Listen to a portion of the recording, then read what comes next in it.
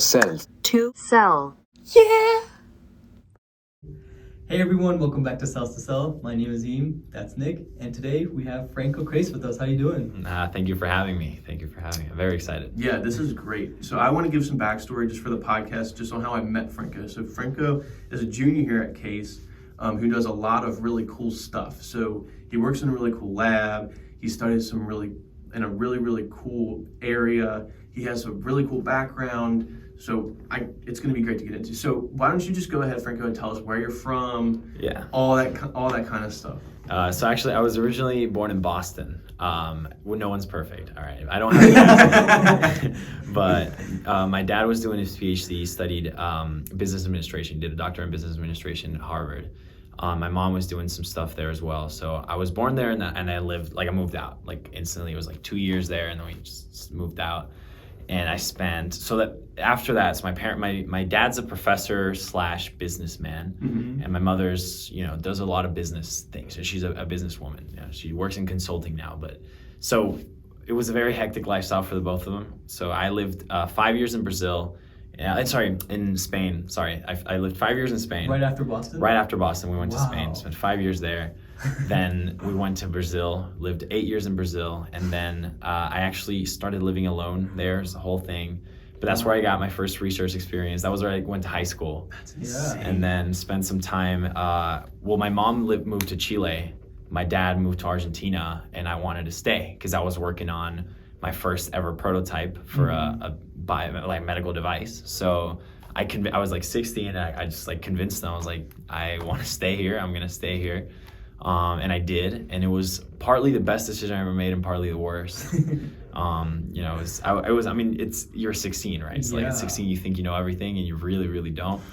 So I had those days you were mentioning of waking up at 5:30 every day and getting home at 11 p.m., 12 p.m. and midnight, and it was incredibly hectic until I collapsed, basically. So I couldn't do it anymore. It's too much. So I actually quit high school early, moved with my dad in Argentina, finished high school there, and then I actually went to med school there for about a semester when I realized I also didn't want to do that. So then I got into college here in the U.S., and then here I am, and I've been here for the past 3 years. That is insane. Wow. That's insane. Now, can you speak Portuguese? I was going to say, can you Yes. speak Portuguese? Yes, I speak Portuguese and Spanish. English, Spanish, Portuguese, and Italian. Those are the languages. I've been given the opportunity to learn. You speak Italian? I wish. I want to learn. But you're of Italian origin. Yeah. Absolutely. Same. With grandpa's. So yeah. That's you have a very unique perspective. Yeah. I'm going to say that, first of all, about different cultures as it is. So now my question would be why the medical industry? So your parents were both business. Were they in consulting in the medical field or? No, actually it's completely out of left field. No one in my family really drove me to medical stuff. I kind of just, I'm an alternate learner, as I had mentioned a bit earlier, but I don't really enjoy a generic classroom setting, and I don't learn in a lecture. And so I was really bored in school, in high school, in middle school actually. It's 12 years old, just drawing. We had a bio lecture, and there was this one professor who I really liked, this teacher who would speak of the human body and of diseases in such a simplistic way. These things that are seemingly so complex, right? So diabetes, cancer, Alzheimer's, anything. Yeah. So I kept on trying to draw them and model them and understand them and explain them, and the professor realized that although I wasn't doing great in the course itself, I was really interested. Yeah. And so she gave me a chance. There was this little program that they kind of pair you with a mentor. It's a pre-scientific initiation or something like that, scientific pre-initiation, where basically you just read papers. They teach you how to read papers, and you kind of can maybe come up with your own idea. That's the goal.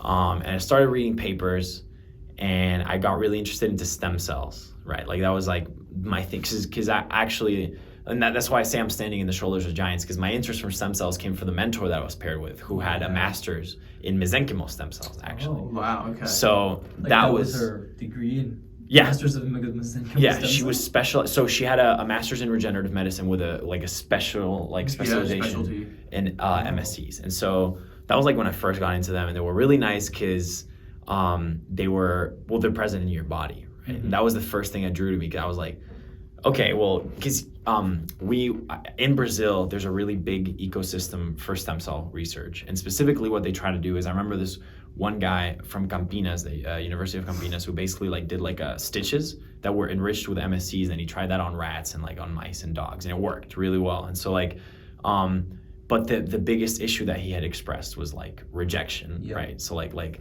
basically, you know, from people with non-scientific backgrounds, it's like the biggest problem with getting, well, the best solution for like a wound, for example, which was something that I've always struggled with. I always had like scars.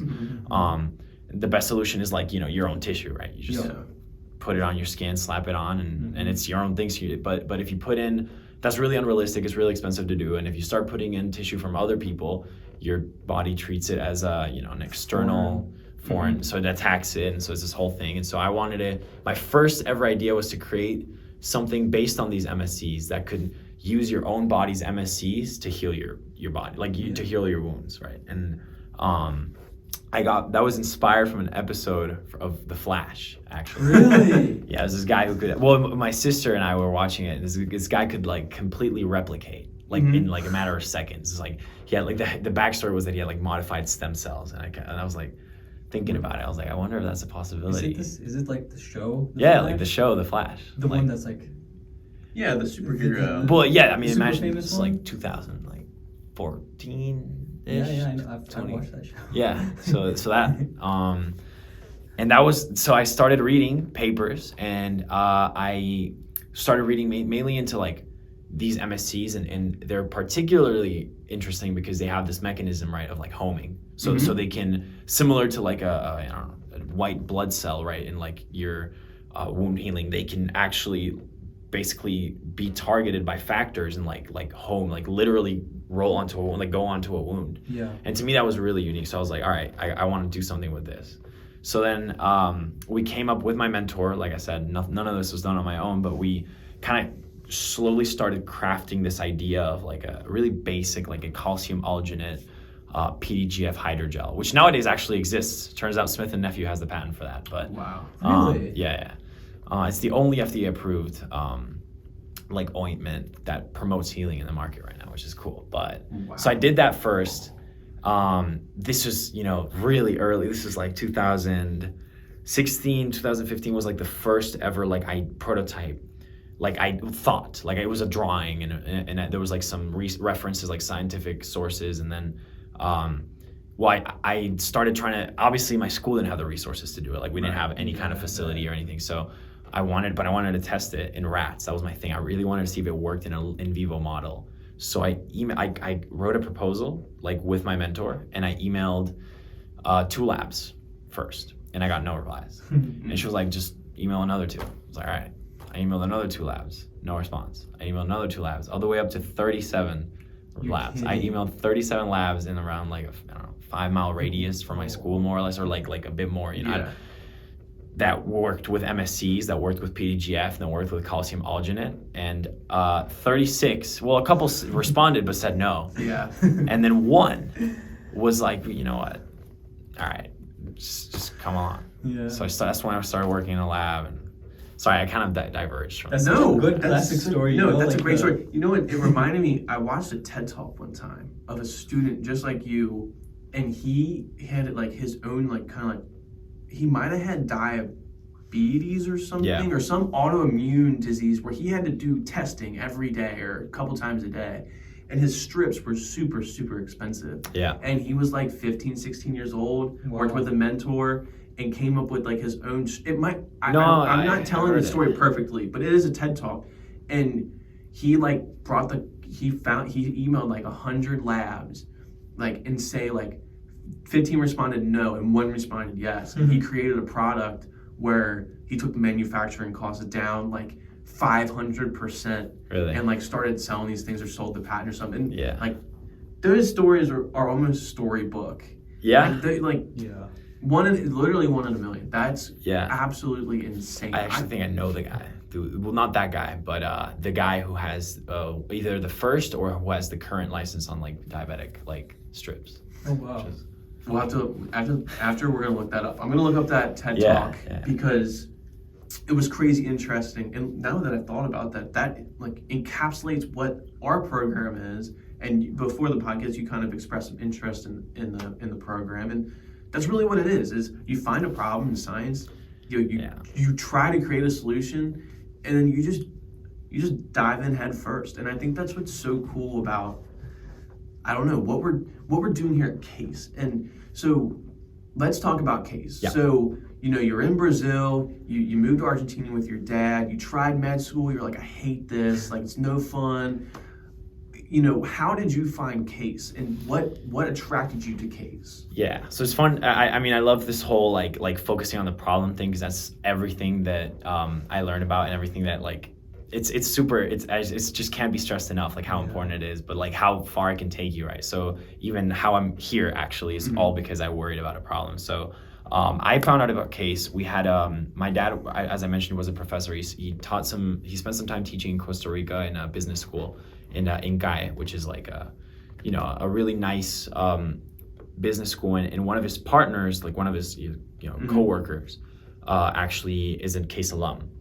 Okay. And so because Case alums are everywhere, there is Case alums. They're everywhere in so many corners of the world, and well, this guy Hector. It's funny because he actually had also I met this guy in San Francisco the other day, like it was a couple months ago, who's like leading Goodyear's like the tire venture fund, like the tire company from Ohio, like venture fund. So he drove it he worked in Ohio, and he was like, we can start investing in like a bunch more things, like we can create like a a venture fund. Yeah. And so now he's like leading that over at in San Francisco. He went from Ohio to San Francisco, but he was also the same guy who spoke to me actually spoke to him as well. And so this Hector spoke to two people in his life, and both of them ended up going to Case and loving it. That's but amazing. That's awesome. Hector, so he had a Zoom with me. This was over the pandemic, because I'm a COVID baby, right? I was admitted in a COVID year. He told me, well, he told me a lot of things about Case, but mainly he said that Case is a place for people who are really passionate about something, and who want to make a change and make an impact, and want to get a platform, like a place to do that. Mm-hmm. And that really drew me, mainly like ThinkBox, like the whole like hidden gem, and then it's like kind of like this place that no one really knows, but it does so many impactful things. I didn't believe it. That's what we feel about Case too. Right? Yeah, and then I came here, and so he convinced me. Right? I applied. I was like, you know what? I'll include it. I love it. And I applied to 20 schools. And because of, I got suspended in high school. Okay. And I lost all my grades. So I had a 2.0 GPA applying to college, which is, I mean, I'm an open book. I'm super transparent about this stuff. Yeah. And so I had a, terrible GPA. I had an okay SAT. I liked my grades for the standardized testing, but I had nothing. So I applied to, but I was already in med school in Argentina. So I was like, I'm only going to apply to the best. So I'll apply to 20 schools, 20 of the top 10 schools, and 20 of the top 20 is Case. Well, the thing is, I applied to all the top 10s, and then a couple others sprinkled, including Case. And the only one that let me in was Case. It's like I had a one wait list that I never got. It was like a rice or something. And then I had a transfer plan at USC. They were like, if you go do a year and one of our satellite places. Yeah, or just enjoy yourself for a year and you can come back later. I was like, oh, no. And then it was Case. It was Case, accepted with a really great scholarship, and I couldn't believe it. I couldn't believe. But you came in with the whole invention. And I was gonna say, thing, right? did you? Was that in your application of, hey, this is what I've done, this is what I'm working on? Yeah, I didn't have a startup then. I just had a prototype. Did you talk about the prototype? I talked about it. Yeah. That's mainly one of the biggest things that I mentioned about myself. I was like, I play basketball and I love science. That's it. No, and I think that's probably why you got accepted. Well, someone here in the admissions office was like, you know what, I'm going to give this kid a chance. And they did, and it worked out wonderfully. I love it. It's one of the most transformative experiences of my life. That's crazy. Something that you mentioned earlier that I find really ironic in a sense is the first thing you were working on got acquired by Smith & Nephew. Yeah. Right? Yeah. And right now you work kind of in collaboration with Dr. Kaplan. Yeah. And he's actually had an invention be acquired by Smith & Nephew as well. Yeah. And the placental product Are you familiar with his graphics and Stravix? Yeah. I mean, I'm familiar with it. Just for clarification, I didn't do the prototype that was acquired by Smith and Nephew. Yeah, Like, it's the same idea. But it was the It's same the idea. It was just so that's funny, why I said it's kind of. But Dr. Kaplan, yeah. Yeah. Now you're working in the same lab that someone else. So you want to get into that now? Yeah, I was gonna say. I think we could talk about his background all day, but let's talk about the lab. Let's talk about the lab. So continuing on. So with you Case's work. journey. So you work under Dr. Somoza. Yeah. Correct. So what do you do in the lab? So when I first came into the lab, this was 2020, I came in and I asked Dr. Kaplan, I said, I wanted to work with wound healing. That was my thing. He was like, unfortunately, I don't do that anymore. I don't care about wound healing, but he invited me to become interested in other applications of MSCs. And so that's kind of where all started. In 2016, if I'm not wrong, Dr. Kaplan, Dr. Somoza, and another doctor called Diego Correa, which is now at University of Miami, they proposed a novel method or a novel model of how cancer basically travels through your body and goes into your bone. So a new model for bone metastasis in which MSCs are actually arguably one of the key players, in my opinion. However, it's a controversial, it's a new model and it's controversial and Dr. Kaplan doesn't like me elaborating on, certain, because it has to be based on hard data and hard results. And so, but the truth was we tried this, they tried it in vivo and in vitro, and they actually came to find that through certain factors, MSCs are very basically able to grab, I don't know if you're familiar with how you produce blood, but so hematopoietic stem cells are circulating around, and then they secrete certain factors, right? Such as, for example, CD1 for like MCAM, and those factors are then kind of received by MSCs, and the MSCs very literally grab, they make contact with the hematopoietic stem cells, and they pull them into the bone metastasis, and that's how they become activated with PDGF, and that's how you make blood, right? Well, that's one of them. Oh wow.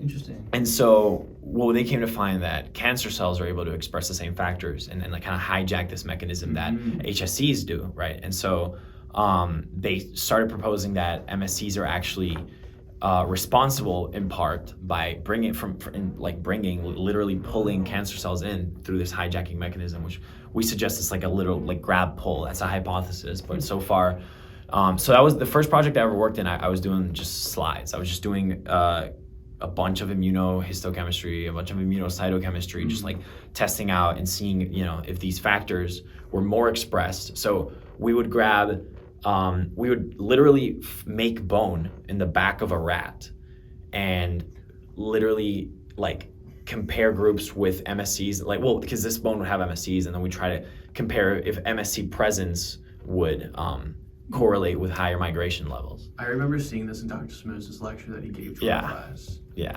And it was the coolest thing. So the first thing you talked about where the MSC is literally grabbing the hematopoietic cells and literally activating them.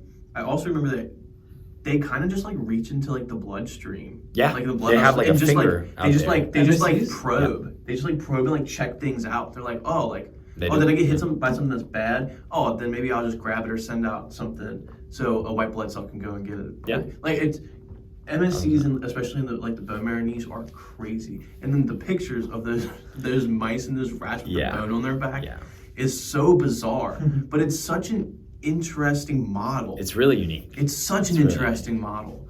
So I have a question. Yeah. So you said HSCs are circulating. I thought there's only majority of them reside in the bone marrow. Right. Well, because that's when they're activated and producing blood, right?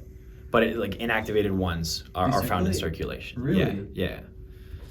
Regardless, it's you should never take my word for it, and you can definitely reinvestigate.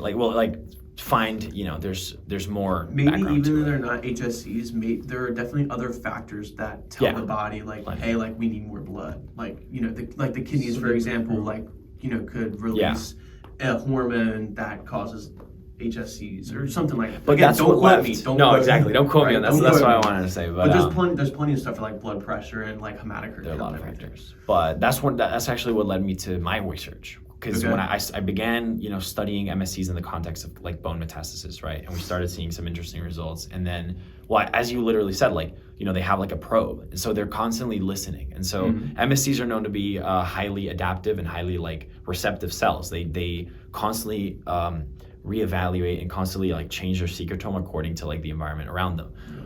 And so that's actually, well, they're not even considered, we don't even consider them stem cells anymore. Exactly. Like, unless they're in vitro. They're medicinal stem cells. Signaling cells. Yeah. So because of that, right, because of this whole medicinal signaling cell thing, we were like, can this interaction between cancer and MSCs change, make a migration more likely, right? So now, actually, my first author paper that I'm working on right now is literally, is cancer changing your MSCs? Is it changing the secretome? Is it making itself more inducive? Is it making MSCs more inducive to helping cancer migrate, like transmigrate a membrane? Wow. And so we created a model, we tested it in vitro, and it's basically just, you grab an MSC and you grab a cancer cell and you let them interact, like cross-interact for, well, now we're doing 1 day. We used to do 5 days. And then you put that onto we have like a migration assay where you have like MSCs, MSCs are in the bottom of the membrane and cancer in the top. And then you scrape the top after a couple of days, right? And then you see how many cancer cells migrated. And you take a picture of the bottom, right? It's just like fluorescence. That is so. And dope. you quantify it, and that we've been receiving we have some pretty interesting results. That is crazy cool. It's like cancer's like that changing assay your is body. awesome too. That is so interesting. So much. Who would ever thought? Migration assays are used in cancer labs a lot. Like I've never heard of those. Maybe I I haven't used read them enough papers. in the summer last year to see how aggressive they are. So we'll have like a membrane that has pores in it. Yeah. And based on how many like a transwell. the pore, yeah, exactly. That's a transwell. So just curiosity, what do you know what porosity you use? Which what? Like the thickness of the like the porosity, like how porous was it? Yeah. How easy was it for them to migrate? Exactly. Are there like some options you could give me? Some yeah, so it's like 0.4 micrometers, or there's like 8 micrometers, or there's 3 micrometers. I don't quite remember. Okay, but that's an important factor as well, because that comes into play. We used, for migration, we use like an 8 micrometer, which is small enough that it's not super easy for cancer to do it, but if it really wants to, it will. And so that's kind of how we like based ourselves on them. But it's super complex, but I love working at the Kaplan Lab because it's very hands-on. It is all my peers are, always trying to get research experience, but then they go to the labs and they feel like they don't get enough attention, or I feel like I get too much sometimes. It's like I'm doing all these things. They ask, like, have you written the manuscript yet? Have you done the experiments? And it's very fun though. I love it. I have a question. Are you familiar with the role of dendritic cells in your immune system? No. So that's funny. I was asked that last summer when I was doing that. I presented this at the Wolstein Center, and they also asked that. So like it is a very complex mechanism. So we're only studying like MSCs in this. Eventually, it'd be nice to be able to understand endothelial cells, right? Like other like dendritic cells and different, like how different cells kind of like play a role in this mechanism, but no. The only reason I ask is because dendritic cells do something called antigen presentation. So when an antigen comes, a dendritic cell will literally grab onto it. It'll go to your secondary secondary lymph nodes. So your your lymph nodes to present it to your T cells. Yeah, they'll present it to your B and T cells.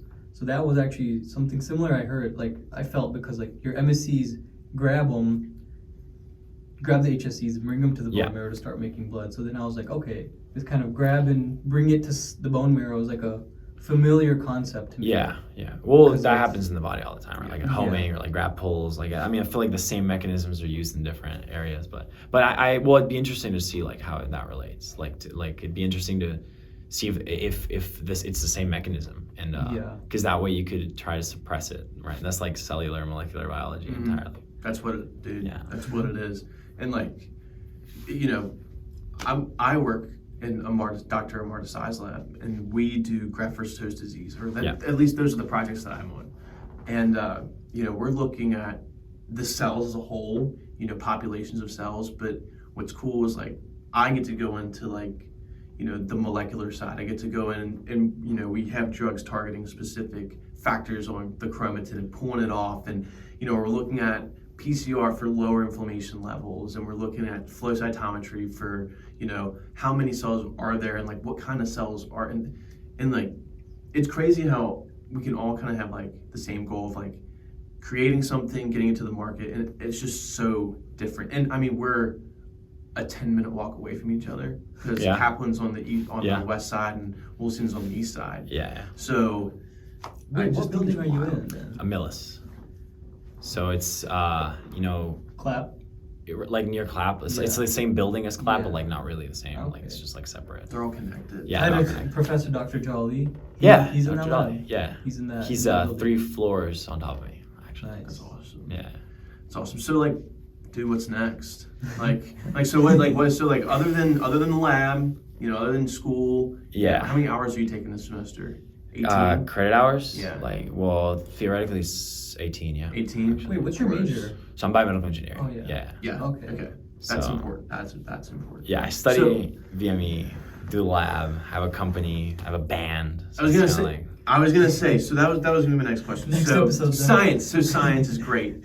I think we're good. We're at 27 minutes. We're at 25 minutes on the recording. We can probably get 15 more minutes. Okay, for sure. So I want to know what you do outside because you're wearing a Cactus Jack shirt. Yeah.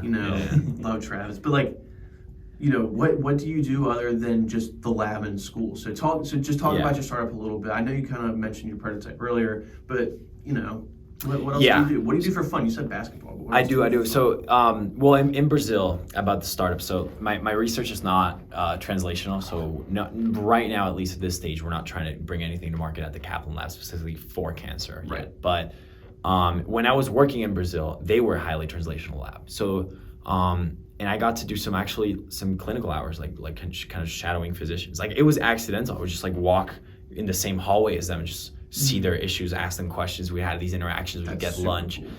It was actually really, really, really important because, because they're the soldiers in the war, right? And so you hear their perspective and you see what their pains are, what their issues are, and then in Brazil, sadly, it's a collapsing healthcare system, and so, I was curious, asking what's the most expensive issue you guys have? Like what do you got? What's the most pressing pain? And in the south of Brazil is actually a crisis with diabetes. Since it's funny you mentioned diabetes because diabetic ulcers, like specifically in the foot, are one of the most pressing matters. In fact, they affect 15% of all diabetics, right? Wow, and so, really? and there's over 130 million diabetics just in the U.S. So it is a growing global problem. And I remember in Brazil, it was a collapsing system because of it. And so that's kind of how, so in the lab, that's why I was working, that's kind of what made me realize how important wound healing was, right? It's like doing this. So I did this first prototype. I wrote a 40-page working paper, right? It should have been 2. It was a 20-page It should have been 2. No, in the sense it was like a review, right? It's like a 20-page introduction. It's like, okay, this is the phases of wound healing. So it's like, it goes from this to this, and then pictures, and then this is what stem cells do. This is what skin is, and it's like too complicated. I was young. I was like 16 years old. I didn't even know what I was doing at the time. And then 20 pages of actual experimentation. I actually got included into an in vivo protocol, so I actually managed to do in vivo experiments. So we tested out like 20 rats, which was insane. Yeah. We got some great results, and then I got suspended from high school, and I was living alone, and I was like, well, I can't do this anymore. So I wrote the thing, went to a couple science fairs, I won a couple awards, and then had to forget about it, had to drop it. So that's when I came to, when I got into college later in here in Cleveland, I was like, Dr. Kaplan, can I do the research here? Like, this is an MSc product, can I? And he's like, well, no, just do, I would love to work with you, but, you should probably learn of other applications as well, which was a good challenge, right? So then that's why I do kind of it's a very separate thing. So when you ask me, like, what do you do? I didn't give up. So I started working at the Kaplan Lab and I did my thing, but on the side, I would also seek out opportunities to be able to develop this, because I genuinely, the problem was there. It's a very pressing problem to this day, and so just trying to do something to solve it was really what drove me. And so Okay, metformin. How much does it cost in Brazil? Because metformin. Because that metformin isn't that what diabetics use to treat, like they take pills and stuff every day? Well, there's different solutions. I'm more focused like topical ointments, so I'm not familiar with the concept too much. But in general, I mean, the cost in Brazil will be slightly higher than what you'll find in the U.S. just because of like import tax sometimes, unless you manufacture. But in general, it costs about $4,000, like to heal a wound, like a diabetic wound, which is a lot because if you think about it here, I mean, you know, maybe if you get a loan, you can do this, you can do that, you can get it. In Brazil, $4,000 is around 20,000 reais, which is maybe like the down payment on a car. And to heal a wound there, and honestly, that's a really cheap car. So to heal a wound for that cost is insane. And it's just not realistic. And these are public healthcare systems. In fact, I come from Argentina as well, which is a fully free government funded, it's like Canada almost. Yeah, exactly. Well, I'm not fully familiar with Canada's, but in Argentina, if you have a wound, you can go to the hospital for free and get treated for free. And that's it. Like, no. And so, you know, these healthcare systems need solutions. And so that's kind of what drove me. And then found this guy in Costa Rica. The guy, so he was working on a company, the guy which I mentioned, the diabetic strips, working on a company for a wound healing ointment in Costa Rica. And he has we signed that NDA, we spoke, and they read the 40 pages. And the first guy was like, all right, I'll send it to the next guy. So the next guy was like, okay, we're going to need a chief scientific officer, chief regulatory officer, a bunch of scientists, PhDs, a couple people, like 4 or 5 people wants to write it. They're like, yeah, this makes sense. Like the kid got nice results, like it worked out. Like clearly, you know, if Smith and Nephew like was working on it, it was like, of course it was working. Like I didn't even know this at the time, but, and then he was like, you know what? We want to work with him. We want to combine what this kid did with what we have, do a joint patent, do this whole thing. I was like, what? And my dad was like mediating this conversation. He knew the guys in Costa Rica. So he was like, yeah, let's do this. So my dad, it went from like, hey, that's a cute kid to like, okay, no, this guy might actually have something. Yeah, and then they ghosted me. I never heard from them. It was so hard to hear from them, and I hadn't heard from them in months. And I was like, and you kept reaching out. And we kept reaching out. And it's like, you just looked at what I did. We could work together. I just can't do it at the lab, but like we could work together. And now you're telling me, you know, like what's going on? They were going through I don't know what's going on. Did you approach them with the NDA? No, they came to us. They made you sign an NDA. Yeah. Well, but it was like a mutual. It was a mutual NDA. Okay. So and actually I posted that 40-page thing I told you about. I actually posted it on LinkedIn. And it's on the web. So I went to a patent lawyer and I asked him about it. You know, can I patent this? He was like, not anymore. Well, you could have. You said you could have if you didn't make it public knowledge on your own. So that's another important lesson I learned. And then, but I still had the drive. So I was like, you know what, I kept on working on it. I found help from my dad, help from a bunch of people, and it created this bigger, like, so now we have I partner with some people at the Kaplan Lab, and we have like a pipeline of like 6 products. So like, we're working on that. That's one of my things. I do the research. On top of school though, I do have a rock band. I'm a singer in a rock band. I love culture music. It's always been like a really big part of my life. And then I do play basketball on the side. Hell yeah. But that's kind of like, I just wanted to give you a bit more insight on the company, which is like not related to the research. Yeah. Well, no, but like that's great. And one thing that I've found coming from undergrad to be a graduate student is, you know, in undergrad I had my own kind of research thing with a buddy, and like we did our thing, we ran out of stuff, and we were just kind of like, okay. And then I came up here because I was like, regenerative medicine, stem cells sound really cool, and like entrepreneurship, like that sounds super cool, like learning like writing grants and everything. But then I got up here and I was like, dude, like I can make my thing happen, you know, and like that's like one of the coolest things. Back in Cincinnati, in Northern Kentucky, this thought process, this kind of conversation never happened. Yeah. I talked to my professors about our idea, like my biology professors, and I even talked to one of the athletic training professors who, you know, all my stuff's, I told you about it, it's all athletic training, it's just science. And I got grilled for an hour, just grilled about how you're not doing research, this is all fun, you're wasting our money, all this stuff. I'm like, I'm not even in your program, and I'm sorry that I wasted your time.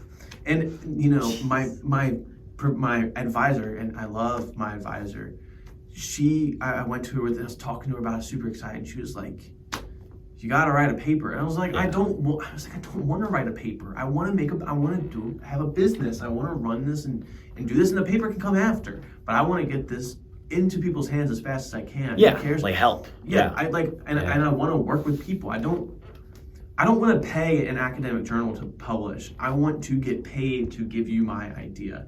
And like, Yeah. That kind of made like no sense to people down back home. But like I come up here and everybody's and like a lot of people are like, why would you ever publish a paper? You're gonna lose all your IP. Yeah. You're gonna lose everything. Why would you do that? And I was like, okay, these people kind of get where I'm coming from. And to hear it coming from you, especially the way you've been jumping around, and you know, I mean, you learned the hard way. You posted on LinkedIn. I did. You disclosed all your information. But you know what? I love your attitude about it. I learned from it. Yeah. You know, it was fun while it lasted. I learned so much from it, and now you're on to bigger and better 1,000%, things. 1,000%. Right? And the environment here is wonderful. Isn't shout out. The fact that we can go up to the 7th floor and meet with Michael Goldberg, or we can stay on the 2nd floor and collaborate with, I think it's Reg and like like the offices down there in the top. Institute for Smart, Safe, and Connected Systems. It's unbelievable. The 6th floor, where you can go, they have the IP lawyers twice a month, and they have LaunchNet back there now, and they have all of these. I'm so thankful for Case and what they provide their students. And man, I wish I was in your shoes a little bit. I wish I was an undergrad, had 4 years here, because I have a year and a half left, and like as soon as I stop paying tuition, I'm losing all my resources. So I also wish I had more time. You know, right. But you always run out of time. You're always never ready. You just run out of time. You always do. What I've been told. That's true. But no, I 1,000% agree. I 1,000%. I think it's all about like the space that you're in and the people that you kind of like surround yourself with, like the environment that you have the chance to go. Because, I've had so many. So I don't think I can count it with like my hands, but professors or scholarship like mentors or opportunities just revoked actually, or they're like, they're just like, well, you don't deserve it. Like you're doing research for the wrong reasons. Like I remember. Wait, here? Yeah. Because you're doing research to make money and not publish. Yeah. Well, That's and personally, so I'm not bizarre. even driven by money. I like, and that might be different from the general opinion, but I genuinely could not care less if I make a single cent out of like this kind of startup. You just want to help people. Generally, I mean, well, I've seen, I mean, it's about impact and creating value out of somewhere that right now like is.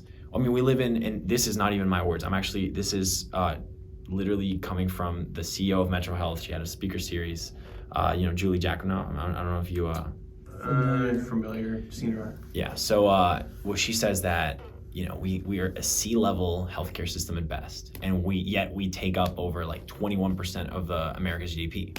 And the reason for that is because us, meaning like America, like America's healthcare system is around 21% of like the GDP, which is a lot. It's a fifth I did not know that. of like what we produce as a country is just basically going into our healthcare costs, and we're not even better than the rest of the world. I mean, we create the top solutions, but they're not driven. They're not like impact driven. Most of them, anyway. There are some wonderful inventions. Well, they're all solutions that cost $1 million to solve a problem for a single person. Like I remember I told my mom I was a sophomore in organic chemistry, learned about like basic medicinal chemistry, and I was like, Mom, I love this. I think if being a physician doesn't work out, I want to try to like make medicine. She's like, well, you better make it affordable.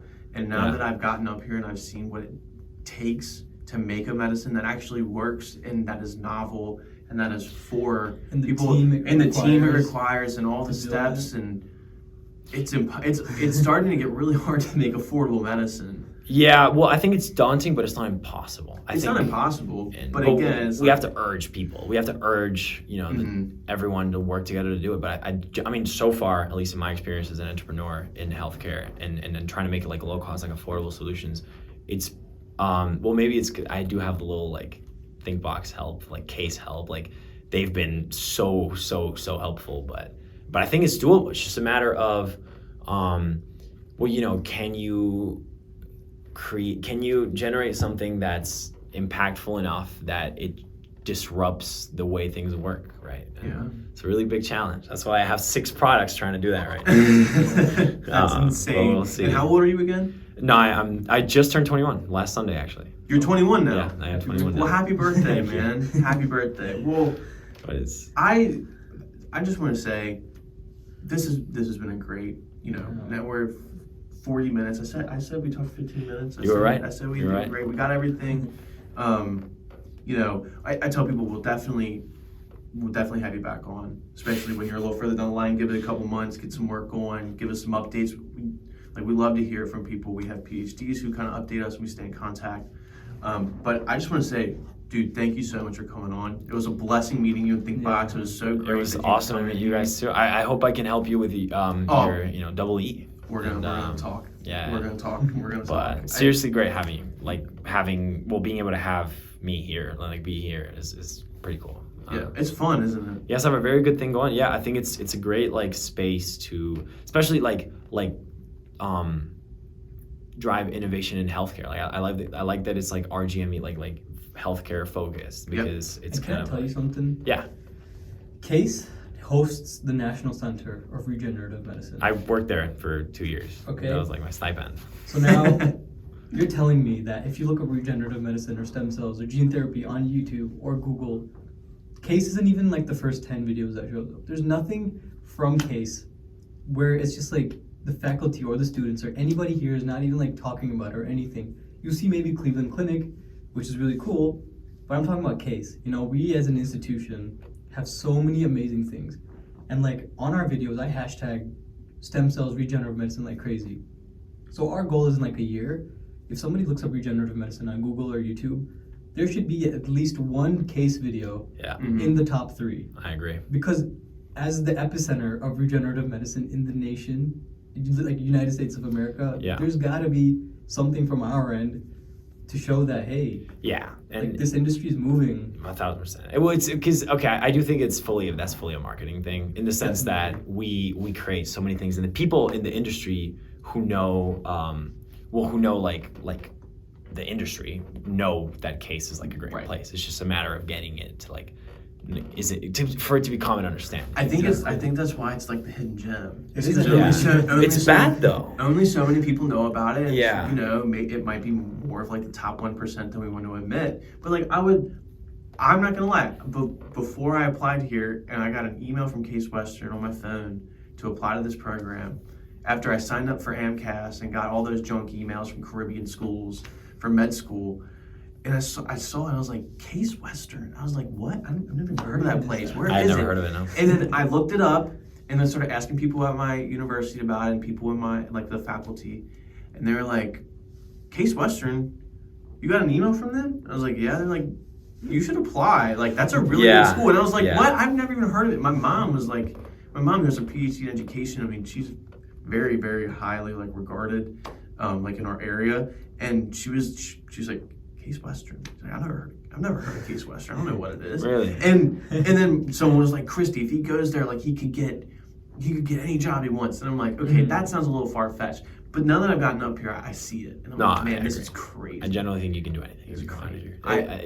It's a shame though, as you were mentioning though, that it's not really known. And one more thing too, it's our GME program has this entrepreneurship part to it. Yeah. So since we're a fairly new program, we've kind of suffered the bad end of it because there's not a lot of industry partners. Mm-hmm. There are some biotechs, you might know Athersys. Yeah.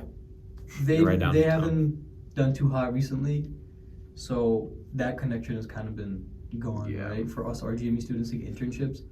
So if Case becomes more well-known, we have more incubators here for startups. Mm-hmm. There's so much opportunity for our program to even grow and have internships directly, it's been struggle for us to find some stuff, but imagine 10 years from now a student comes into our master's program. They have 5 different companies they could join for science, for regulation, or for business. Yeah. That's the Cleveland future, It's just this place could be it. Well, it's becoming a really big hub. In fact, I was literally in San Francisco 2-3 months ago, thanks to ThinkBox, by the way, into the VL Institute of Entrepreneurship. And they were talking about how Midwest is becoming a big hub, especially for healthcare. And we have an NSF I-Core node, a national center in Akron, which is we just got accepted into the I-Core program there, which is really nice. It's no, I'm super excited, but I do think that also in my experience, my program did not provide much kind of like in help into getting research or into entrepreneurship for that matter. Mm-hmm. So I decided to take matters into my own hands and try to go out and seek research and seek entrepreneurship help, and I found it here. So like despite none of the things that I do mainly being related to BME, like the program itself, I've still been able to leverage the fact that I'm in that program to, for example, like become a Veal Snyder Fellow this year, which was one of the most transformative experiences for me. Like, which is, they have a faculty side as well, but it's like, can you like use the fact that you're in the RGME program and like see, you know, maybe build your own thing, build your own startup, like with help from the Veal Center or ThinkBox, or like, you know, I think at Case it's been uniquely, because of the fact that it's not well known partly, and because the program is not set in itself, it kind of challenges you to go out of like the traditional comfort zone of the program and try to like find things outside, which is, it's not easy. True. And it took me, I worked at a norm, I worked for like 3 years, 2.5 years, like without getting any recognition for anything, with getting constantly like hammered down by professors or like, you know, scholarships or this and that. And then finally now am I starting to see like, well, the other day they put an article about me on the Daily. I was like, oh, that's wonderful. Yeah, what